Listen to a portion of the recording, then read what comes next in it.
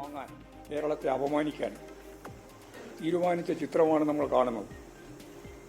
പണം മാത്രമല്ല, സാരി, കിറ്റ് എല്ലാം തയ്യാറാക്കി കേരളത്തിൻ്റെ വിവിധ മേഖലയിൽ അവർ നൽകിക്കൊണ്ടിരിക്കുന്നു. സ്ഥാനാർത്ഥിയോടൊപ്പം തന്നെ പോയി പണം കൊടുക്കുന്നൊരവസ്ഥ കേരളത്തിൽ കേട്ടുകേൾവിയില്ലാതെ, അതും പകൽ വെളിച്ചത്തിൽ.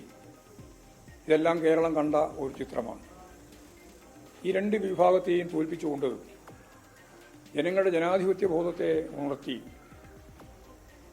അതിശക്തിയായ രീതിയിൽ ഇടതുകൊണ്ട ജനാധിപത്യ മുന്നണിയും അധികാരത്തിൽ വരുന്ന ഒരു പുതിയ ചിത്രമാണ് വരാൻ പോകുന്നത്.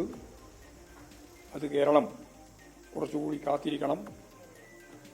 മെയ് 4-ാം തീയതി വോട്ടെണ്ണി ഫലം പ്രഖ്യാപിക്കുന്നതോടുകൂടി ഇന്ത്യയിൽ ആകെയുള്ള ഒരിടതുപക്ഷ ബദൽ എന്ന കേരളത്തിലെ LDFന്റെ ഗവൺമെന്റിന്റെ തുടർച്ച നമുക്ക് ചരിത്രത്തിന്റെ ഭാഗമാക്കി മാറ്റാനാവും എന്ന് തന്നെയാണ് പ്രതീക്ഷിക്കുന്നത്.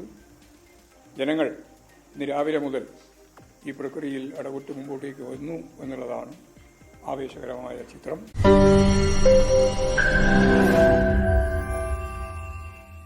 ലോകത്തെവിടെയായാലും ഏത് സമയത്തും 24 വാർത്തകളും ഓഗ്മെന്റഡ് റിയാലിറ്റി പാക്കേജുകളും എക്സ്പ്ലെയിനറുകളും വിശദമായി കാണാൻ ഞങ്ങളുടെ യൂട്യൂബ് ചാനൽ നിങ്ങൾക്ക് സബ്സ്ക്രൈബ് ചെയ്യാം.